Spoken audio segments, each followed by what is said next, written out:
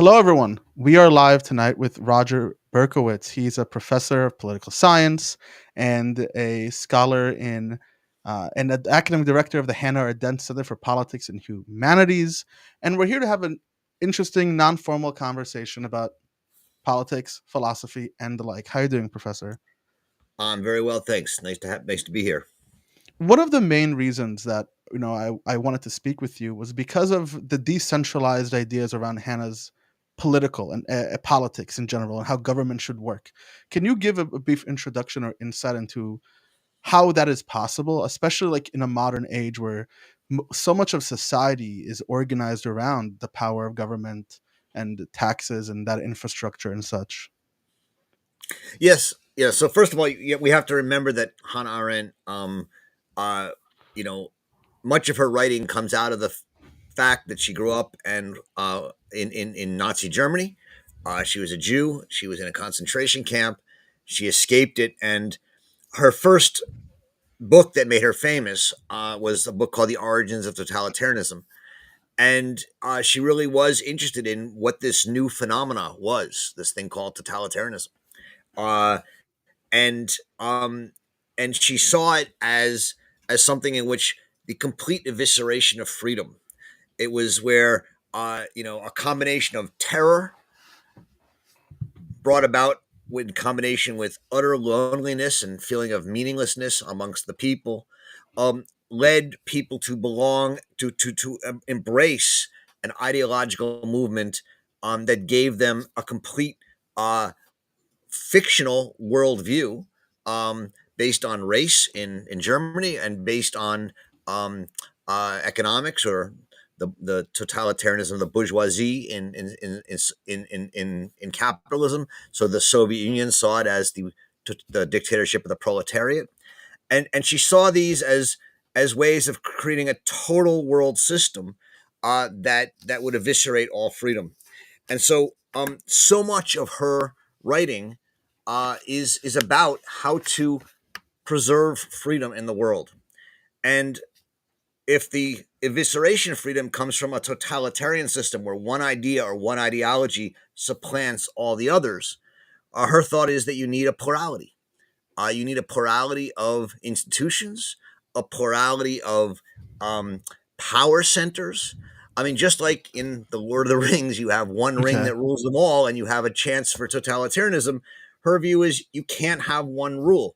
And so she developed over her lifetime a real interest in what she called federalism, and which she came to think of was the fundamental principle of the United States and the United States Constitution, which is not just that you have a federal government and state governments, but that you multiply to the greatest extent possible the actual locuses of the loci of power within a government. So you have, you have the executive, the legislative, and the judiciary, but then you also have 50 states and you have executive, legislative, judiciary within each one. Then you have counties, and you have non-governmental institutions.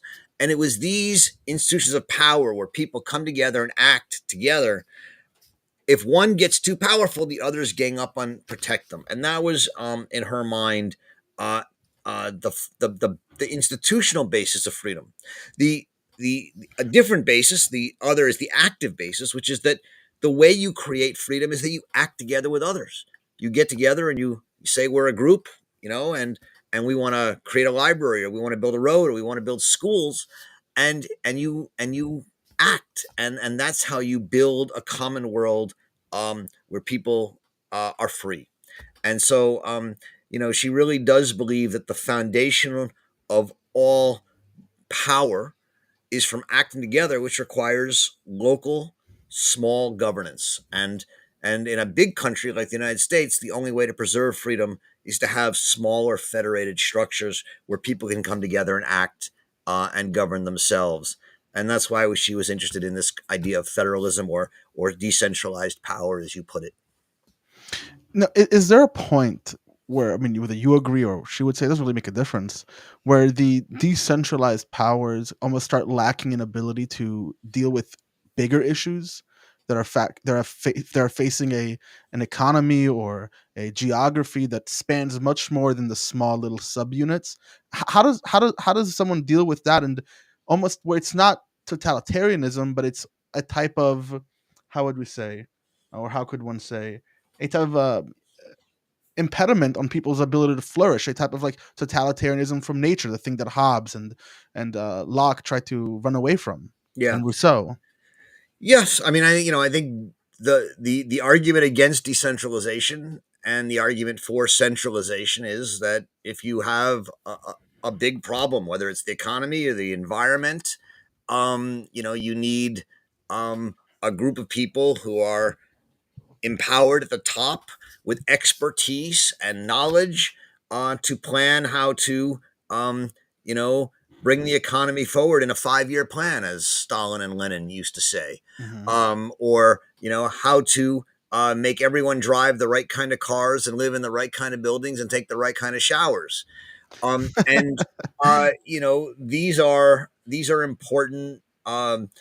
People do have expertise, and expertise is important, and yet, what we've learned, over 150 years or so of technical, scientific, bureaucratic government is that expertise doesn't always work.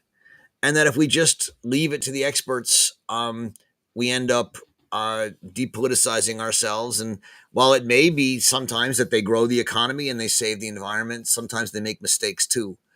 And you know, uh, this is not, I am someone who deeply values expertise and deeply values science. Um, I you know I I I I think it's important that we have an educated, professional civil service, and yet um, there's no greater threat to a, a small r Republican form of government, self government, than constantly giving more and more power and authority to an educated professional civil service, because they make their decisions based on technical, often self-interested, prejudiced viewpoints from their class point of view, um, and and when they start doing that in a way that ignores what many people believe or understand or think, you end up with resentment. And I think that's what's going on around the world. I think the main thrust and the main driving force of a lot of the populism on left and right around the world is a real rebellion and resentment against a kind of technocratic national or world government, and bureaucracies. And so, what Arendt, all I would say from an Arendtian point of view is, yes, you want expertise, you want people to give you good advice, you want to have and take seriously the best advice possible. But in the end, the only people who can decide whether we want to drive electric cars or hydrogen cars or gas cars uh, are the people, It's right? Not us. not the experts. We're the ones who are making a decision at the end of the day. Exactly. And so you have to provide people the ability to make that decision. How do you do that on a global level? It's very difficult. How do you create people to get I don't involved in know. global governance? Well, one of the things I know that I read about is it's about Hannah's ideas about creativity. It's about exploration. It's about thinking differently. Do you have any ideas of how to move forward with that? Because I think back to when I first learned about the paradox of the demos, and like how a group has to define its boundaries before it knows who can decide within the group or whatever it is.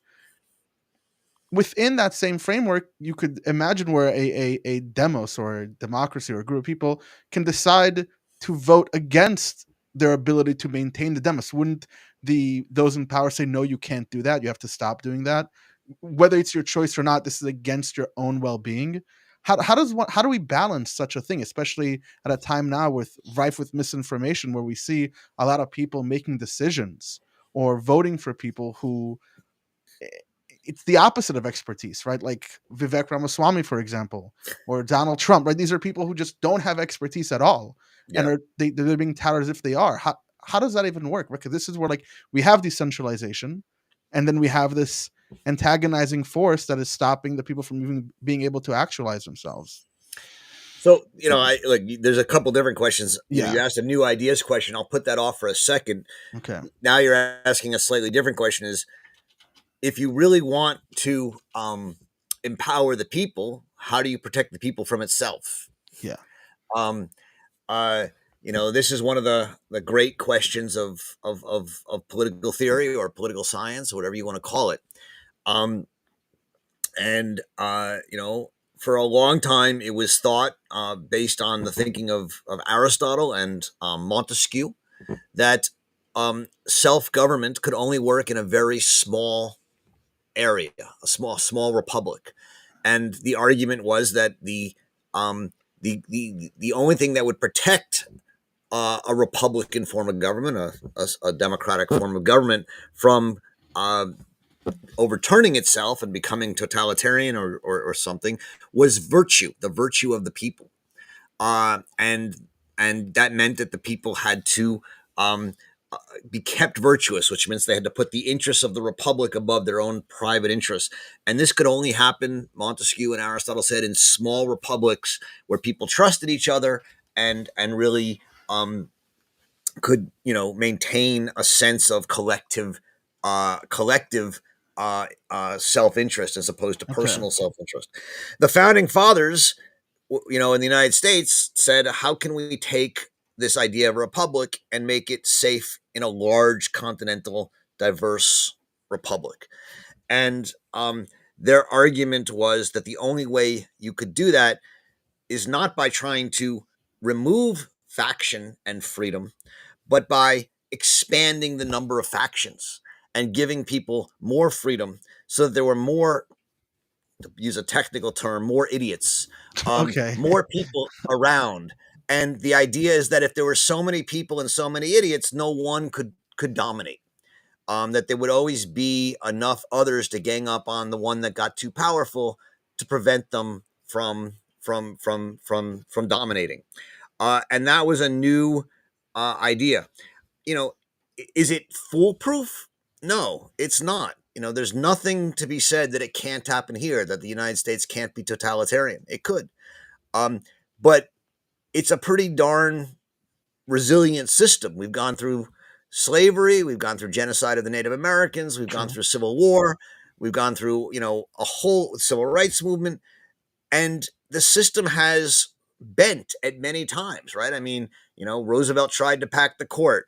Lincoln suspended habeas corpus. There have been plenty of times when the system here really, looked like it might fail. Not to mention the Civil War, and yet it hasn't. Now, I'm not, I'm not a prophet. I don't make predictions. I don't read tarot cards. I don't know what's going to happen in the next 4 to Okay. 8 or 15 years, but we have a system that is an attempt to institutionalize as much of a protection of plurality and freedom as you can. And it's going to be put to the test if Donald Trump is reelected. There's no doubt about it.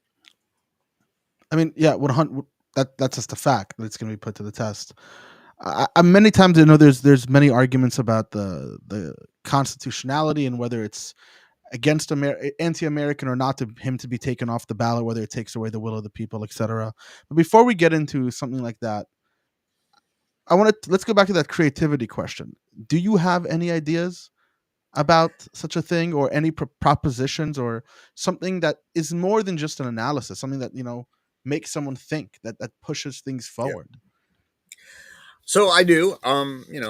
That's my job, to have Yes. those kind of ideas.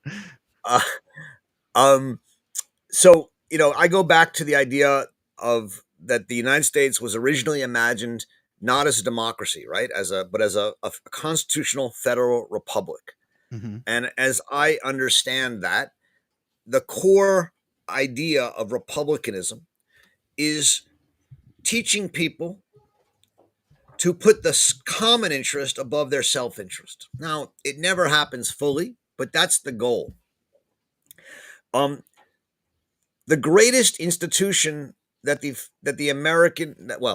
America embraced. It's not an American institution. It's a much older institution that the Americans embraced and made central to their form of government, which is geared to take a group of citizens, put them in a room and teach them to elevate the public ideas over their private interests was the Okay. jury. The jury, the civil and the criminal jury. And that's why Alexis de Tocqueville said the most important institution in the American constitutional structure was the guaranteed right of a trial by jury. Because he said it's not that the jury trial makes the right decision all the time, but it's a school. It brings in 9 or 11 people every time, and it teaches them to look at facts, listen to arguments, debate, discuss, Hmm. and come up with a decision. And it teaches them, therefore, to embrace a public perspective, a res publica, the public good, Okay. rather than their private good. Um, and so, to me, I think Tocqueville was absolutely right about this. The jury is the most important educational, political educational institution we have. So, what I'm very interested in, and there's a huge movement around the world for this, is bringing juries to bear in politics instead of just in law. The name for this movement around the world is called citizen assemblies, sometimes called citizen juries, different things. Okay. But the idea behind this is, let's say you have an issue that's difficult. Could be anything as big as, should we have carbon taxes, or how should we address environmental change, or how do we get ourselves to pay for a sewer system in our little town, right? Instead of letting people who are elected get up and pontificate in front of the stage, take a random selection of citizens, just like the jury does, and put them in a room and have a citizen assembly where you bring in, instead of lawyers, you bring in experts, and then they can call their own experts, and they can reject your experts. They can bring in different experts. There are facilitators, and they learn to deliberate and talk to each other, and then they make proposals which can be either voted up or down by the legislature, the state legislature, the county legislature, or the Congress, whatever it is. And you can even go a step further and have permanent citizen assemblies in which citizens are constantly, like in Paris and in Belgium, they now have permanent citizen assemblies where at all times there are randomly selected groups of citizens whose job it is to pick issues they care about, bring in experts, deliberate, talk about it, and propose solutions, which then have to be voted on by either the Paris City Council or the Belgian government. Um, these are ways. It's, again, fascinatingly enough, these citizen assemblies have made decisions that many people think are really smart, or made proposals and been very effective. But that's not my argument for them, right? It's just like my argument for the jury is not that the jury always makes the right verdict. My argument is that it's a way to re-engage people in the act of self-government, to retrain them and re-inspire them in the practice of self-government, and in the practice of coming to consensus compromises instead of just shouting about, I want this or I want that. That's really interesting. I don't remember who it was that I spoke to, but they were also a political scientist. And one of the things they talked about, that within like the education system, one thing that America lacks is that it's teaching people to publicly make decisions as opposed to privately make decisions. Where it's Mm-hmm. almost like you go through this uh, almost like prison style. Like the model is almost like a very prison model of classroom to classroom, rules and rules, and you don't make decisions about what happens in the school, where you go to the school, what you're going to learn, how you're going to learn, where your lockers are. You're giving the rules, you do your own thing, and you go out into the world expecting to learn how to cooperate as a civil agent. But you never. That's interesting. I never heard about that. So, what Yeah, I would be mean, some of the? oh, Go go go ahead. ahead. No, you go ahead. Well, I mean, I was just going to say that, the tradition in America was this idea of town hall governments, right? Where the citizens would come together and they would sit there and say, "I want a new school," and the other guy would say, "No, I want a new police station," and the other guy would say, "No, I want a new road," and then they have to hash it out. And do I want to raise taxes and get these things, or do we want to? How do we want to do it? And that's the art of politics. It's boring at times, it can be infuriating because you know you need a new school, but the other guy knows you need garbage collection and you just can't agree, Hmm. right? But politics is about coming to some sort of consensus. That's what at least democratic politics is about. And it's a habit, and it's something you have to train yourself to do. And we've gotten out of the habit, I think, for a couple of reasons. One is over the last 100 years, 115 years since the Pendleton Act in 1906, which What, instituted okay, what is that the exactly? The Pendleton Act. Pendleton Act? The Pendleton Act in 1906 is the act that did away with the corrupt um, civil service, in which the president basically appointed all the people who were running all the different civil service agencies based on who gave them the most money. Okay. And it put in place a professional civil service. And one of the great successes of the last 115 years of the United States government is that our civil service has come to be trusted and seen as professional, nonpartisan, expert, and thoughtful. And so one of the things that's happened over the last 115 years is as that success in the rising administrative state was expanded and expanded, most people stopped getting involved in politics, stopped caring. They figured let the experts do it, and for not bad reasons. And the result is that most people, I think, are just not practiced anymore in actual political activity. Uh, that's one reason. There are others as well. People want to make money, they want to do other things, they want to have families, and so they basically would rather outsource politics to either an administrative state or elected representatives. Um, but even now, most of the major decisions that affect us are not taken by our elected representatives.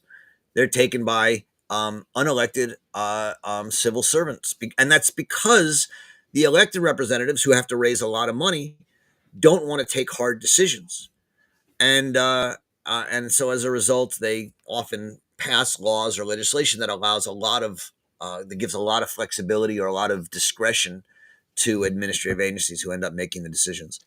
Um, in any case, I think there's just been a sense of disempowerment and disenfranchisement amongst many people, and I think it's for a long time people were happy with that because they said the country's growing, the economy's growing, the schools get better, I'm happy.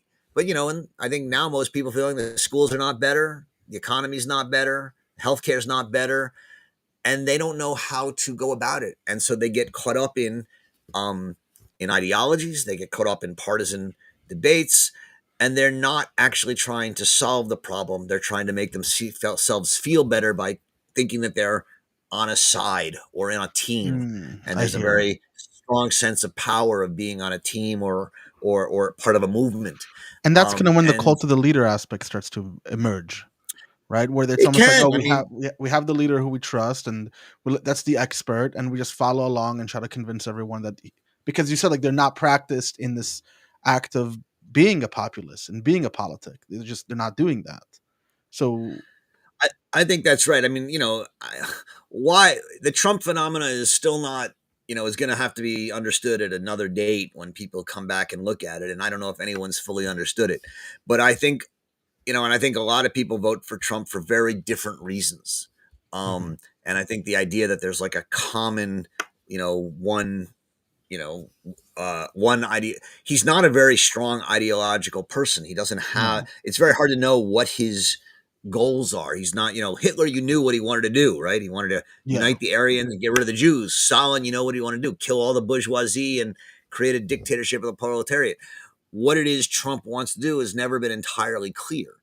Um, what is clear is what he's against, and he's against the establishment. He's against all the people who think they know better, and there's a lot of, and he's marshaled anger and frustration and resentment, but also joy at sort of tearing the system down that you think is corrupt. I mean, I was just with a fishing guide 2 weeks ago, and you know, the joy on his face as he expressed to me all the different ways in which the jury, the politics, the institutions, businesses are corrupt. and how he wants to just tear them all down. And I think that a large part of the Trump phenomena is that it comes from a feeling of powerlessness, feeling of anger at corruption, and that's always real. But you know what you're going to do with it, I don't know what I don't see much being offered there, and that's one of the problems. Being much more myself, a little younger and much more chronically online, one thing I've noticed recently was that a lot of the, at least the way in which young people also talk about Biden has taken on a similar shape to the way fanatics about Trump talk about Trump, where they have pictures of him with laser beams coming out of his eyes and sunglasses, and it's less about what he stands for and most about the optics. Is there something behind that? Do you think? Initial thoughts, or I don't, I don't. I've seen the pictures of Biden with the sunglasses and stuff. My understanding is that's his people trying to make him look cool or something like that. But okay, I okay, could be wrong. I mean, maybe. I, I don't. I'm not young and I'm not chronically on the internet, but I teach young people, right? I mean, that's my Mhm. job, and I see most of the young people I teach can't stand Biden. Yeah, They think of him as an old, corrupt person, um, and and that's, I think, part of why Trump is being. That's part of Trump's strategy, is to say, look, Biden's corrupt, his son is corrupt, he's done these things, and therefore, even if I'm corrupt, what's the difference? We're all corrupt. I mean, that's part of his. That's part of his shtick. Um, you know, Obviously there's corruption and there's corruption, and you have to be able to make a distinction, but he's been able to blur those lines in a way that's, unfortunately, in my reading of those cultural zeitgeist right now, has been very effective. I see more and more people who I would never have expected to do this, and certainly didn't vote for Trump either in 16 or 20, who are now like, well, they're all corrupt, I might as well vote. They don't care. they don't care. And I think that's a big mistake. Again, I'm not one of those people who will tell you that electing Donald Trump in 2024 will mean the end of the American Republic, but I think it might. Okay. And you have to. I think there's a chance, and I think that that's a chance I'd rather not take, to be honest with you. Let's move the conversation a bit over to war and political conflict in general. War is spreading up all over the world right now, right? We had the first major conflict in Europe. There's another major conflict in Israel that's just on the teetering. We don't know if what's going to happen in Lebanon with Hezbollah, if Iran's going to join, what's happening with the Houthis. That's a whole other bubble. There's stuff happening in Africa, and there's more pressure on Taiwan from China. All of that stuff put together.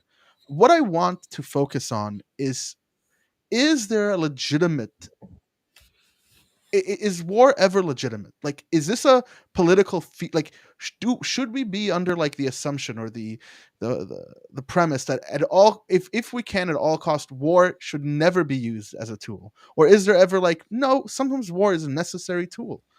How do political theorists square away with notions of war? Because in modern discourse, it seems like war is a thing that we just avoid at all costs. Yeah. And has that been So historically true, and like stuff like that? it's a fascinating question, Don, and it's something I've written some things on, and I'm very interested in. Um, you know, the classic theorist of war in political theory is a man named Clausewitz. He wrote a book called On War, and I don't think anyone reads the book. I could be wrong. Maybe some people do, but um, as far as I know, most people only know one line from the book. It's maybe the most, one of the most famous lines in all of political theory, which is that war is politics by other means.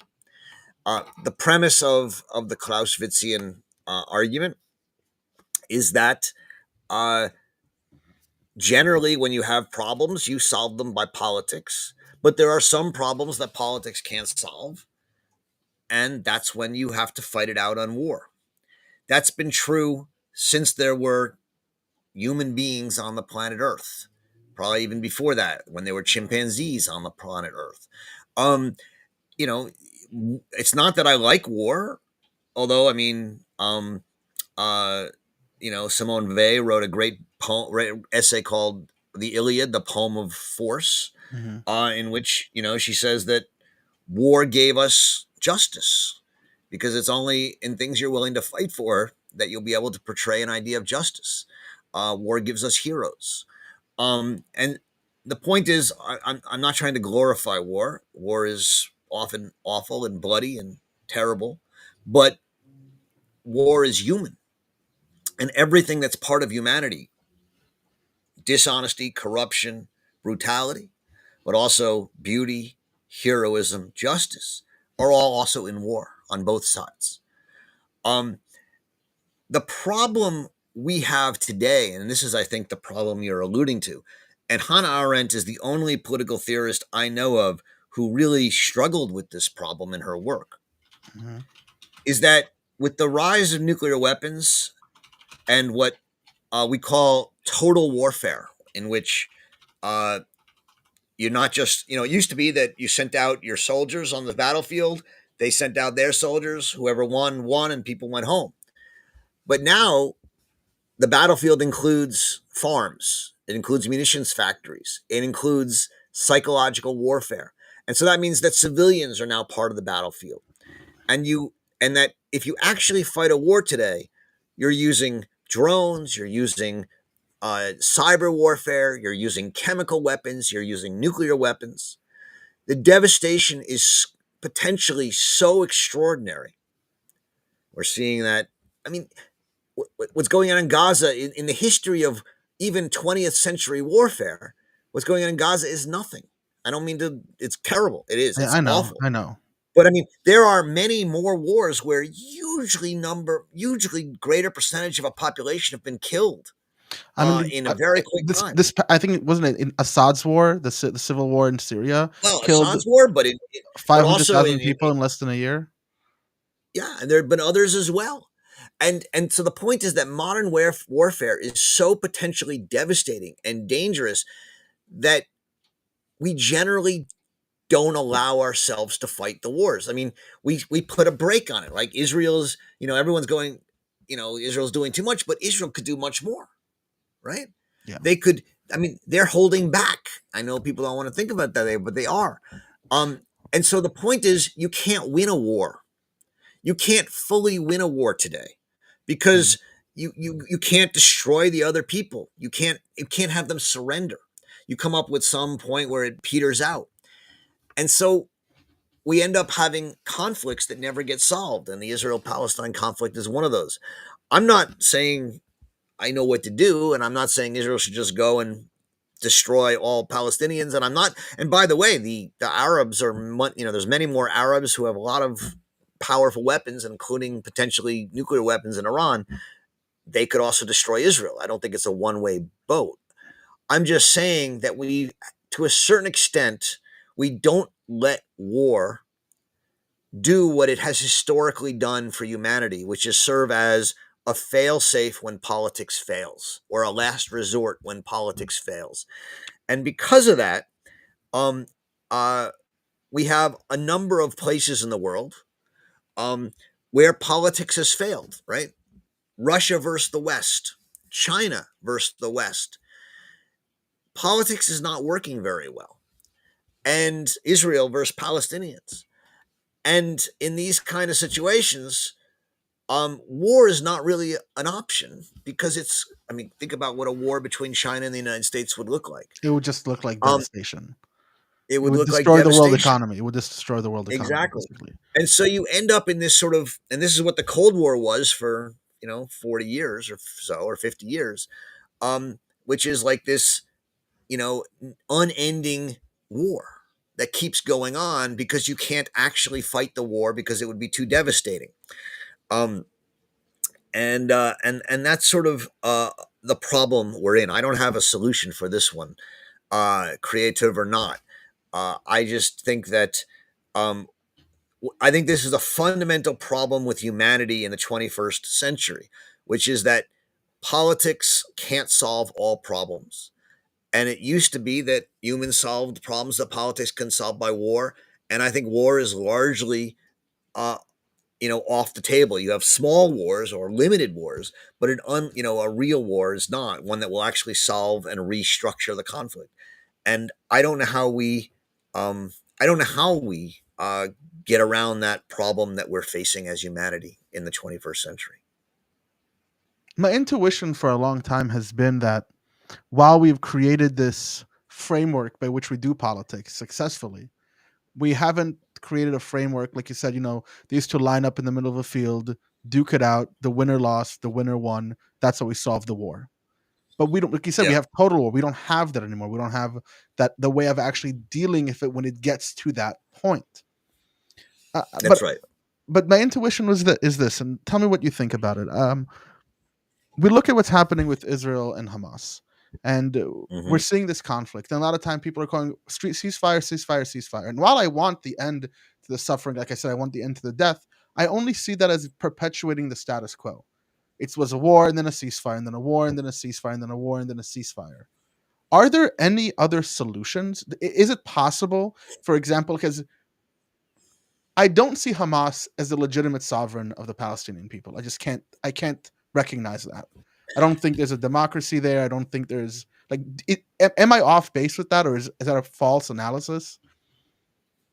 No, but I don't. You're asking me a question. I'm a lowly political thinker, Hmm. right? My, I can't, I can't, I can't, I can't solve the world's problems. I'm not. Of I don't course not. claim to be. I don't have the crystal ball. Um, you know, I think I think the situation in the Middle East is one that has frustrated uh, statesmen, some great, some less so great, for 70 years, not even, well, for longer than that, through the Ottoman Empire. And, you know, I know I can imagine certain solutions, right? A two-state solution. Yeah. Hannah Arendt, Hannah Arendt had an idea of what she called a federated uh, Palestine or Israel, in which there would be different homelands, homelands for Christians, homelands for Jews, homelands for Palestinians, and then there would be a federated structure above them, something like the state structure in the United States at the origin of the United States, and and she fought for that, and she lost then. I don't see much chance of that happening right now. I don't see much chance of a two-state solution happening now. Right now, I don't see much chance of a one-state solution happening right now. But that's right now. You know, I think none of us know what the next month or 6 months or 2 years are going to bring. You know, there are a lot of people in Gaza and in the West Bank who don't like Hamas. There are a lot of people in Israel who don't love the settlers. Um, is there a way to isolate the extremists on both sides and, create some sort of modus operandi or modus vivendi, and people can live together? One would hope. Yeah. Uh, And that's the hope. That's the hope that. yeah. And so right now, I think it's too early right now Okay. to say what's the solution. It's like when your two kids are fighting and they're pitting and spitting and clawing each other, and you say, um, you know, uh, how are we gonna, how should we live together? No, first you got to separate them, and you got to let them cool down and go into timeout or whatever it is, and give them some ice cream and let them, reset. Right now it's too hot, um, and uh, you know, uh, obviously there's grievances on both sides, right? The Legitimate grievances on both legitimate sides. grievances on both sides. Correct. What Hamas did on October 7th is inexcusable and shocking. And anybody who tries to say, well, it was justified because of their No, legitimate grievances, that's not welcome it's anywhere. it's ridiculous. And unfortunately, too many people have tried to make that argument and have gotten away with it. I think one of the fascinating things to note is that when 9/11 happened, what, 22 years ago, uh, a couple people tried to say, oh, well, the terrorists were heroes or they were brave or whatever, and they got shot down around the world except for very small places. When October 7th happened, people said these are freedom fighters, river to the sea, global intifada. Yeah. And you see large numbers of institutions not quickly coming out and saying this is garbage. That change in that 22 years is sort of frightening. Um, it shows, I think, a loss of a common sense that terror and violence are simply not acceptable ways of pursuing politics, and the fact that a large minority, or I don't even know if it's a large, but a powerful minority of um, of people in our leading institutions, universities, businesses, journalism, etc., have lost that common sense revulsion to utter terror in the name of a struggle they believe in, is, I think, pretty dangerous, and speaks to part of the problem we're having in our society. The reason why I brought up the legitimate sovereignty before is because Hamas has vowed to do this over and over again if they could, right? This is what they said on national TV after it happened. How do you politics with such a group, right? Like, is it even possible to politics with such a group? Like, is there any, like, what do you think? Is it even possible to sit down and talk with such a group who has said that? So, I that's a great question, and there's not a simple answer to it. Um, uh, the first thing to say is there there's a thing called Hamas, and then there are probably 5,000 people at the leadership of it, or 100. I don't know how Hamas is structured. Then there's another million, and then there's 2 million Palestinians in Gaza, and then there's other Palestinians in the West Bank and elsewhere. Mhm. Um, you know, it's hard to take one group and demonize it, and say it is Hamas. I mean, what does Hamas stand for? There are people in Hamas uh, who I think have at this point done such evil things that I don't think they can become part of the conversation, Okay. and they have to be killed.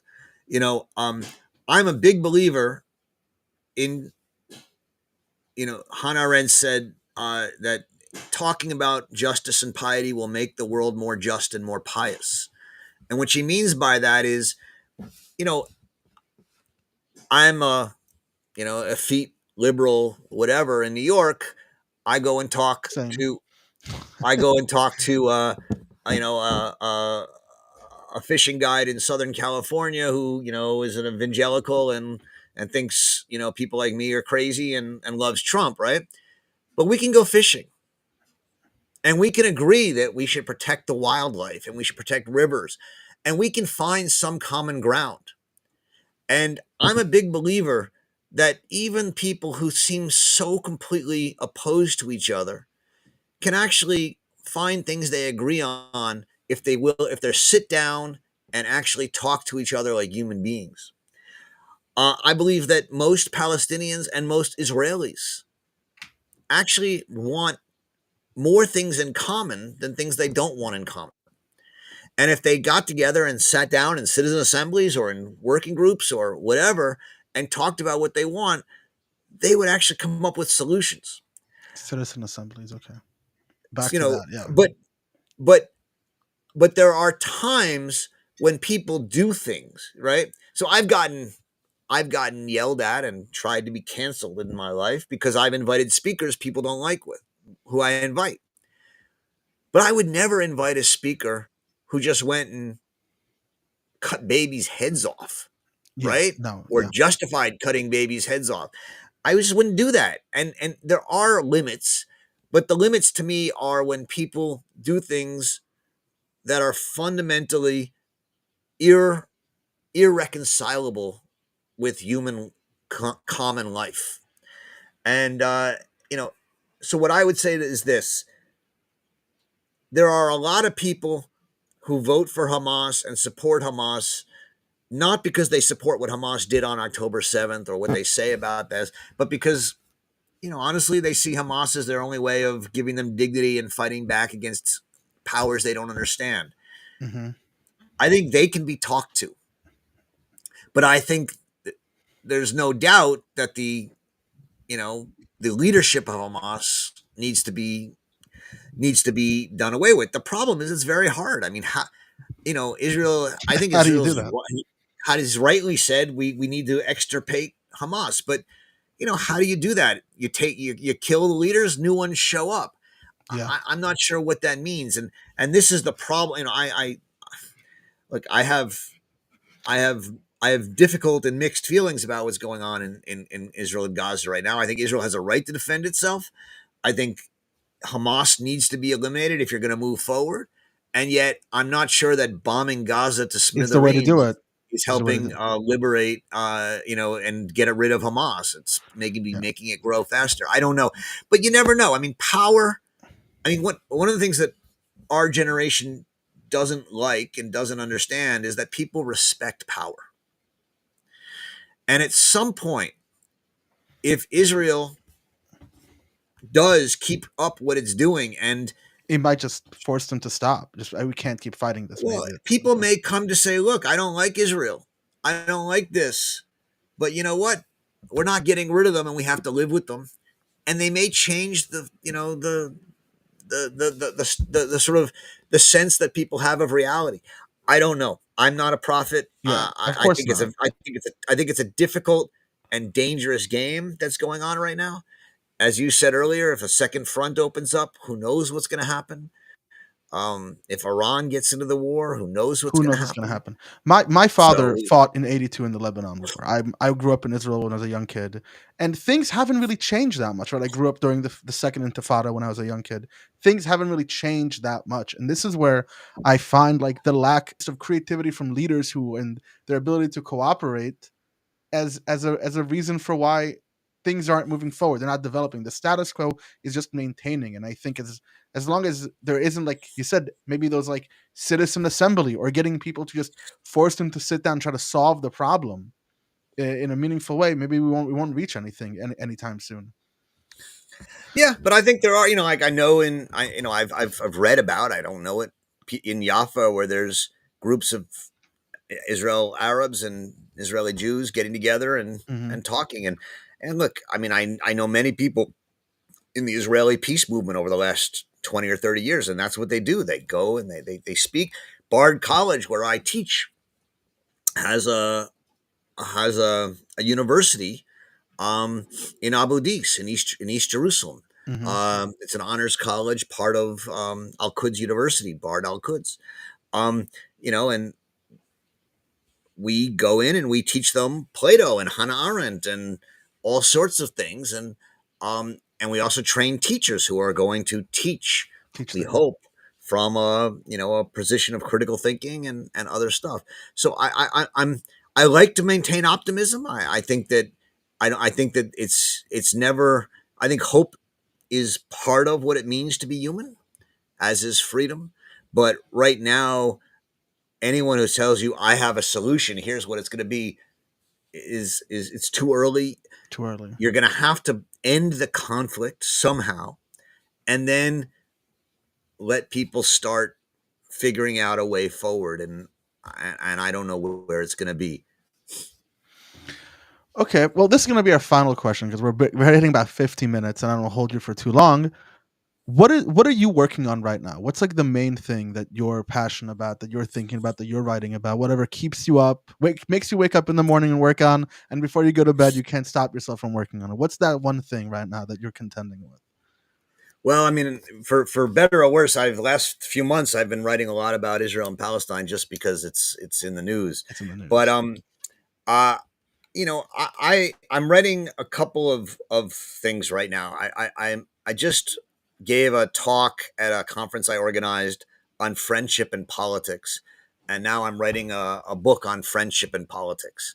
Um, Now, you may say, well, that seems pretty quaint or whatever. Why are we talking about friendship? But, you know, friendship is when two people uh, get together and talk in such a way that they create what Arendt calls a little micro world in which they come to share and build a world in common by talking to each other. Okay. And she says, friendship is not like love. In love, there's the kind of lightning strike, the blitz, and it breaks down the boundaries between the two people and they come together and they meld. Friendship is where you talk and you build this world, but you respect each other's individuality and differences. I can be friends with someone who's a, Trump loving fisherman, and yet we can still go and talk about fishing and maybe some sports and maybe even the environment and other things because we respect each other, even if we disagree about other things. And then finally, the basis of friendship is this idea of respect, of respecting somebody even though I don't like them or I might disagree with them fully.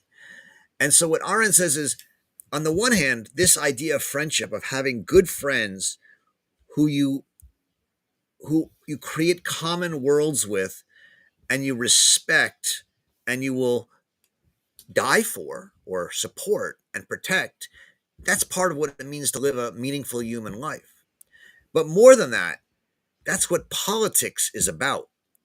Politics is about talking with people you disagree with, respecting them in their opinions, but building a bigger micro world in which you find what you can agree upon and live together on that basis. And so friendship is Arendt's model for politics. Um, you don't have to you don't have to love each other. You don't even have to like everything about each other. You can be sort of repulsed, but you have to respect their rights and their goodness, and that they're allowed to exist. And you have to figure out a way to live with them. And that's what politics is for her. In my mind, I'm just seeing like the House representative going on like a park retreat and playing volleyball with one another. Like, you know how companies do like team building exercises, Yeah. um, something like that. Well, I mean, it's sort of silly, and yet it's sort of not. I mean, you know, I think one of the it used to, when Tip I don't know if you remember, you might be too young to remember Tip O'Neill, but he was the House Majority Leader under Reagan. He was a big Democrat. Reagan was Okay. obviously a Republican, but they used to go and have dinners and talk, and they worked things out because they kept the conversation going. And even though they really fundamentally disagreed, they were able to respect each other enough that they were able to come to common ground. The famous story that a lot of people know of recently is the two justices, Antonin Scalia and Ruth Bader Ginsburg, who were the most conservative and the most The most liberal of the liberal. Supreme Court justices, but loved opera and used to go to the opera together and talk about music. You find something that that allows you to see your opponent not as an opponent, but as someone you disagree with, but also respect. And it's not a panacea. If you go out to if the Republicans and the Democrats play softball together or chess together or have dinners together and go out to barbecues together, it won't mean there's not disagreement and opposition, but it's more likely that the disagreement and opposition will resolve itself in some sort of compromise because they're used to talking and they trust each other on some level. Um, Hmm. Because it's a lot of times today we see when politicians or Republicans get along, people see it as fraternizing with the enemy.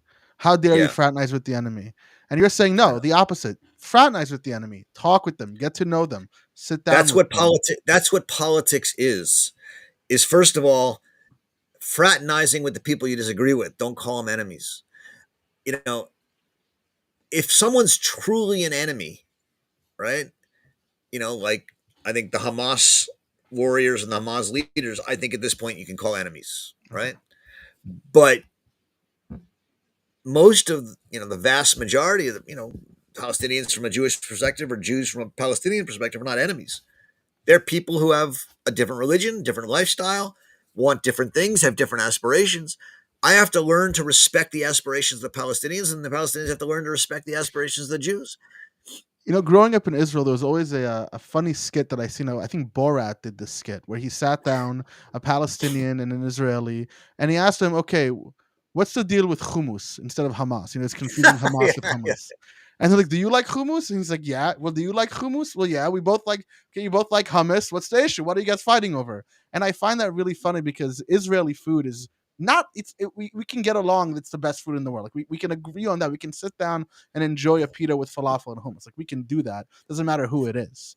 Um. that's right. So okay. No, I think that's right. So that's one project I'm working on. I mean, I can tell you about others too. I don't know how Yeah, much yeah. time you Go, have. go, go, go. Another. We got Um, another like 5, 6 minutes. Let's go for it. I'm writing a book on prejudice and racism. Uh, Interesting. That's uh, a hot topic today, especially with a lot of anti-racist teachings and that's right. critical race theory, which I actually took a really deep dive into when that whole came out. So I learned a lot about it. That's exactly right. And so, the fundamental sort of insight or beginning insight of the book, or it goes past this, but the sort of beginning insight is that we make a mistake when we identify racism and prejudice. They're two very different Interesting. things, True. right? Prejudice is human. There's not a human being alive who doesn't have a prejudice, right? I prefer to hang out with other people who like Hannah Arendt and not people who read Harry Potter. The people who read Harry Potter may be much better people, and I may, as I say to people, I'm in the subway in New York, and there's two people, one with Carrying the Human Condition by Hannah Arendt, and one, carrying Harry Potter. I go talk to the person carrying the human condition. It may very well be that the guy carrying Harry Potter is my soulmate, right? Maybe, but But you're prejudiced. I have my prejudgments. I have my prejudices. Um, and we all have prejudices. It's just that we can't live without them. I can't I couldn't be that I'm in a subway and I have to go and talk to every single person there and talk to them for half an hour and decide which one I want to talk to. I just don't have time. And Mhm. so we use prejudgments to make our our decisions. Some prejudgments are good. I don't usually generally like people who are wearing swastikas on their arm, and don't go Really? talk to Why? them. I'm kidding. Yeah, I don't like people who wear white hoods. I mean, it's just something I generally don't do. Um, but some prejudgments are bad, right? I don't go talk to people who don't look like me, or have a different religion or race or gender or sexuality or whatever it is. And so, but they're prejudgments, and we all have them. There's not one of us that doesn't have them. Racism is something very different. Racism is the belief that because someone is different from you, they're either superior or inferior. Hmm. Uh, and that superiority and inferiority should uh, allow you to discriminate against them, enslave them, or kill them. Uh, that's a kind of ideological, political, legal framework that solidifies a kind of prejudice into uh, a doctrine of elimination or enslavement or discrimination. Very different.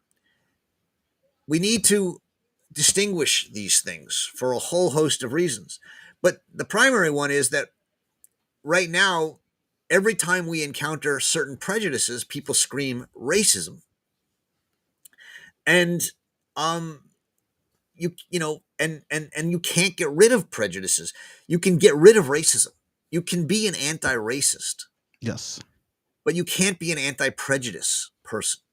Okay. And that's what so when you and so we have to sort of begin to understand that, you know right now, if you make a joke, or you say something, or you teach a series of books and they're from the wrong, you didn't teach any black, Native American, trans communists in your class. Therefore, you're prejudiced against them.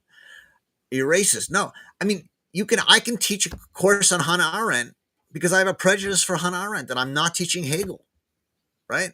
I don't I'm know who also not wants to read teaching. Hegel if reading Hegel's not fun, but it's a I'm whole. not teaching Franz Fanon. I mean, I have taught Franz Fanon, but in some Okay. courses I don't. Um, But and the point is, I think that a lot of times people confuse systemic racism and arguments about systems as arguments about individuals' behaviors. Those are two very different things, right? well, Like, that's a different thing as well. Yes, but I'm just saying we have to begin to say we right now are so scared of being racist that we can't even allow ourselves to voice our prejudices. But mm, what are prejudices? They are our opinions. They're unthought opinions, right? There are prejudgments. And so, but all humans have them. And and we have to begin to um open ourselves to a world that is more plural and more filled with opinions that we don't like than we are currently allowing into our public sphere, right? You know, people should be allowed to uh, say things we don't like. I'll just, I'm gonna get myself in all sorts of trouble, right? But people should be allowed to say, I like Jews and I want to only hang out with Jews. People should be able to say, I only want to go and be around black people. I only want to go around and hang out with other gay people. Or, you know what? I don't want to hang out with gay people or black people or Jews. People should be allowed to say that. That's not racism. That's prejudice. It's saying I have a prejudice to be. Now, if you say I'm going to exclude gays or black people or Jews or white people or whatever it is from stores or from jobs or from other things, that's racism. But just hanging out, and having clubs or saying, I like Jews more than Arabs or I like Arabs more than Jews, I don't think that's racism. And that's an opinion. Sometimes they're stupid opinions. Sometimes they're uh, unthought opinions, and they can even be at times hurtful opinions. But life is not always comfortable. And we have um, lost, we have tried to enforce a kind of um, common decency opinions, and all other opinions on one side or the other or many sides are out, and we keep shrinking the level of acceptable opinions, and we force prejudices to be suppressed. yeah. Last thing, because this made me think of something. A lot of times, I've made the analogy that what's any time in in American history, since I can think of McCarthyism, there is a group that kind of holds the cultural majority.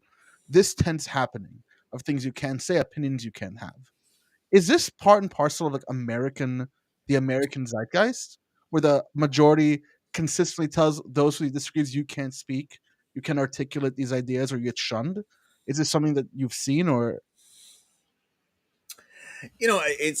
It's on one level it goes against what I would call the sort of federal and pluralistic idea of America, right? I mean, America is the place where the Amish, can exist and be Amish and still be American, and the Mormons can exist and practice what they practice and still be American, and the Jews can do it, and the Islamic people, Arabs can do it, and it's a land in which a lot of different opinions are viable. At the same time, um, there is a deep antipathy in popular democracies um, to uh, to opinions that oppose a kind of um, uh, majority common sense. This was first noticed by the greatest thinker about democracy, Alexis de Tocqueville, who said in Democracy in America, in American democracy, um, people's bodies are free, but their minds are in chains. And what he meant by that is there's sort of a, when you elect someone and when you vote on things, you sort of come to a consensus, and people are supposed to accept it, right? Uh, and that's part of the genius of democracy and popular democracy.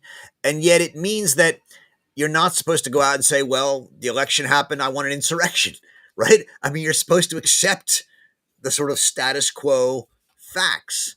Um, and, in a lot of countries around the world, when elections happen, the people who lose don't accept them. There's a much wider range of public opinion. And in the United States, for most of its history, we've kept that genie largely in the box. I think what's so frightening to me and many people about what's happening since 2020, January 6th, 2021, is that um, the the a lot of the energy of the MAGA movement uh, is in rejecting the establishment common sense. And um, on the one hand, I understand that because I think the establishment has become anti democratic and corrupt and has really not done a good job of representing the people in a common sense way. And so I do understand the anger and the resentment.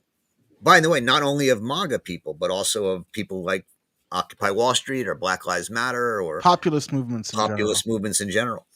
But the genius of the United States over time is that when this happens, the establishment resets through democracy, through Hmm. popular democracy. Um, if you are someone who is a MAGA person or a Occupy Wall Street person, your argument today is we can't reset democracy. A, because money has so corrupted it that we don't have real democracy. Or B, the civil service and the administrative state is so powerful and not elected that something like a professional managerial class is running things and nobody can actually uh, unseat them. Uh, and so you take this position that the system is broken and needs to be torn down. The problem is tearing down a system is dangerous because you never I know mean, it what's has its safeguards there, right? It's the way in which we govern ourselves, and without that, we're no longer exactly. governing So ourselves. what I try and my optimist, I can be very pessimistic. Trust me, people think I can be like a doomsayer, a Cassandra. But my optimistic, take, if you allow me, is that at some point, um, this the establishment professional managerial class, as people like Catherine Liu and Michael Lynn call it, um, these people who are the college and educated masters, PhDs, who run the EPA and the Center for Disease Control and all the other things, are going to realize that simply that they actually do represent a class interest, and Mhm. that they have to bring more people into the system who are unlike them, and they have to open themselves to listening to a wider range of Americans, which includes Trump loving MAGA people, but also Occupy Wall Street people, Black Lives Matter people, radical environmentalists, etc. And and how are you going to bring those people into the establishment, into power? Well, I gave you my answer: Yeah, citizen assemblies or citizen something like assemblies. that, using random selection uh, to bring a wider selection of people into the government. I'll just, I didn't say this earlier when I talked about citizen assemblies, but, you know, every democracy in history until the United States, Athens, um, the Venetian Republic, the republics in Italy that were democracies. Every democracy chose its representative leaders not by election, but by lottery. So much so that Aristotle, Montesquieu, Rousseau, and every political thinker who ever talked about it said that democracies need to choose their leaders by lottery, aristocracies choose their leaders by election. Why? Mhm. Because if you are going to elect somebody to lead you, you got to vote for someone. Who are you going to vote for? You're going to vote for the person who's got qualifications. You're going to vote for the person who other people endorse. You're going to vote for the people generally who've already done things. Who are those people? Well, they're the elite. And so the principle of distinction, this is actually one of the great books. I'll just give a plug to it. Bernard Mannon's book, um, The Principles of Representative Government. What he calls the principle of distinction is this idea that in elections you vote for elites, and therefore you exclude the majority of the people from representative government. That's anti-democratic. Now, that was by intention in America because they weren't Democrats. But I think what we've done is we've hit a period.